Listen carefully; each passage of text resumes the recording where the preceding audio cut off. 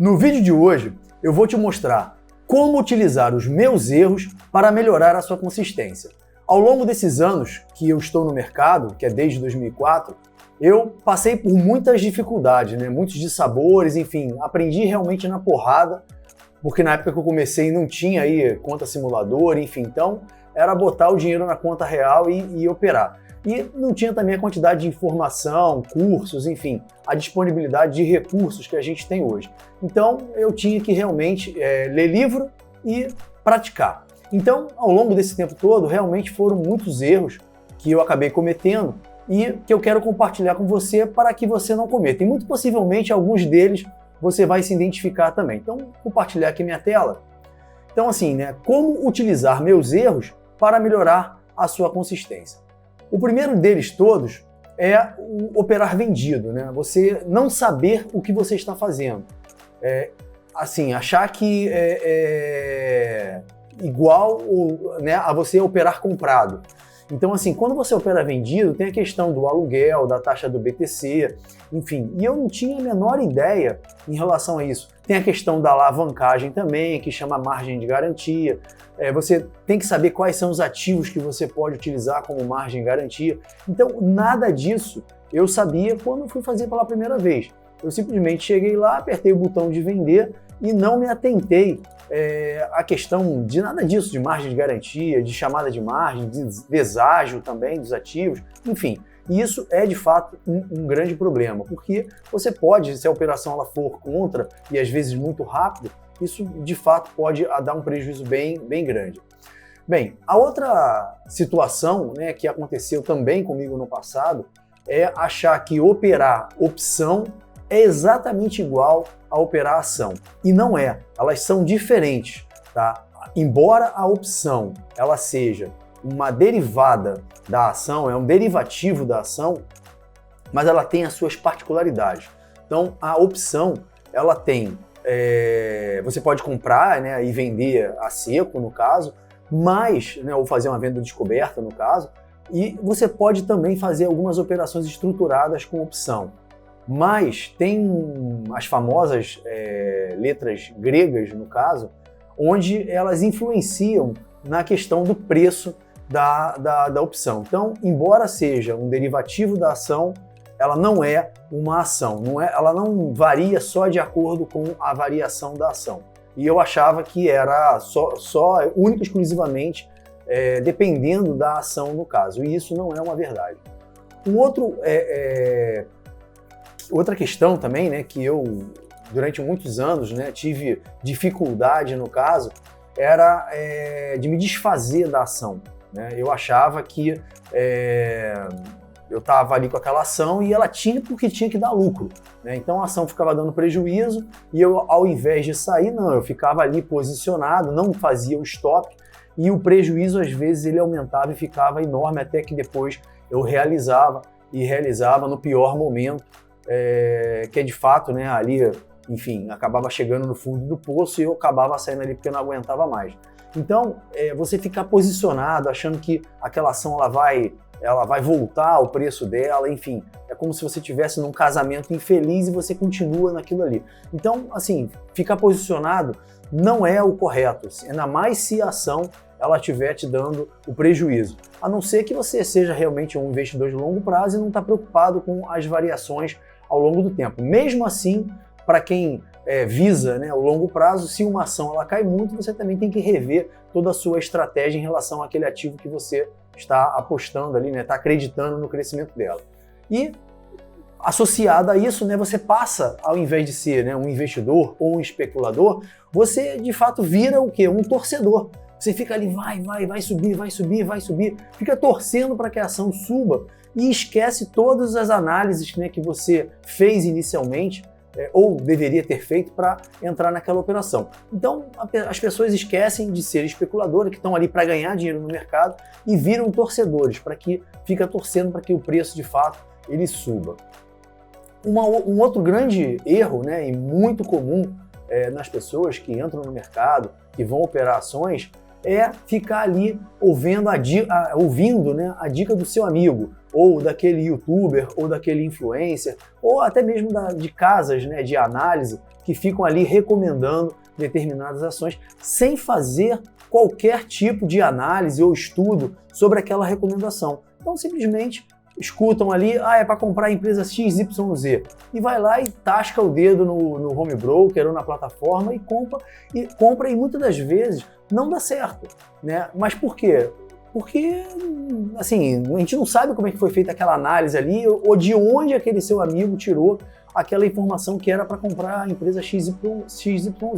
Então, assim, é importante fazer uma análise, a menor que seja possível, sobre aquele ativo, né, que você recebeu a dica ou, enfim, aquela informação. E o outro problema também, né, muito comum, e que eu já também fui acometido por ele, é operar a bola da vez. Não, essa ação aqui é a ação que é do momento e tem que entrar nela, e achando que a ação não vai parar de subir, né, que vai subir eternamente. Então isso acaba não acontecendo, e a gente tem exemplos claríssimos aí, como o Magazine Luiza, por exemplo, que subiu, né, que nem aí um meteoro, na verdade que nem um foguete, e caiu que nem um meteoro, né? Então a ação saiu de R$24 e hoje está na casa aí dos R$4, R$5. Então, assim, ficar operando também ação da moda não é uma boa, e eu já tive também alguns problemas em relação a isso. A outra coisa é também assim, né, a quantidade de informação que a gente vê no mercado, a quantidade de notícias que a gente tem, né, assim, é jornal, é revista, é youtuber, são casas de análise, enfim, acaba te deixando mais confuso do que de fato com a informação clara do que você deve fazer. Eu, particularmente, depois de um tempo, parei de ver certas notícias, certas informações, porque elas de fato acabam confundindo. Então, jornal, revista, são coisas que hoje em dia eu acabo não lendo. Por quê? Porque ali tem, primeiro, o viés de quem escreve aquela notícia. A gente tem que entender que o jornal e a revista, eles estão ali para quê? Para vender a informação. Então eles vão escrever da melhor forma que possa, de fato, vender, né?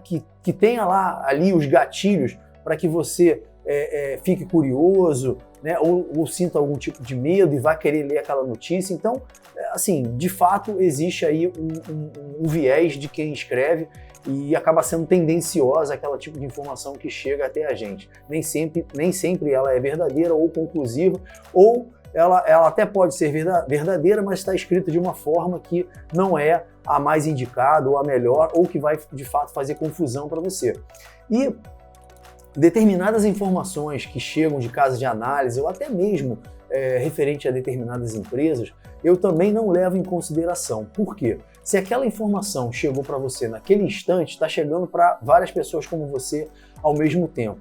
E aquela informação com certeza já passou na mão dos grandes players do mercado. Então você sempre vai estar atrasado com a notícia. Então a notícia em si, ela não necessariamente, você tem que saber filtrar muito bem, ou às vezes ali o que está por trás daquela notícia, para que você realmente, de fato, consiga extrair o melhor, senão, de fato, você vai ficar confuso e não vai te ajudar aí no seu dia a dia nas operações, tá?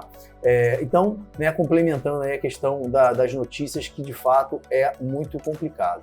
A outra coisa, né, é você entrar no mercado, né, entrar numa operação sem ter um gerenciamento de risco, sem saber, primeiro, por que entrou naquela operação, né? Segundo, sem ter um alvo de saída, seja no ganho ou, né, na perda. Então, o gerenciamento de risco é extremamente importante. Primeiro, saber por que está entrando, e segundo, ter os alvos definidos. Se você vai fazer saída parcial, qual é o seu alvo de lucro máximo, qual é a sua perda máxima que você está disposto a tomar, né, naquela operação. Então, isso é extremamente importante. Bem, o preço médio, ele pode até dar certo, mas na maioria das vezes, por experiência, eu vou dizer que não dá, tá? Então, assim, o preço médio, ele te leva à ruína muitas das vezes. Não é o melhor caminho que você deve tomar, tá? Então, cuidado ao fazer preço médio. Eu não aconselho. A outra coisa é comprar uma ação porque caiu demais. Essa ação caiu muito, agora está na hora de comprar. Ela pode continuar estando cara. Quem define preço de ação é o mercado, não é você. Então, muito cuidado quando você achar que uma ação ela caiu demais e é o momento de comprar aquela ação ali.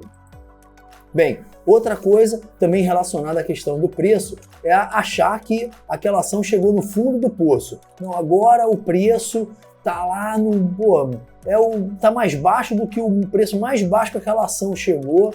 Enfim, ela pode continuar caindo porque o mercado acha que ela ainda está cara.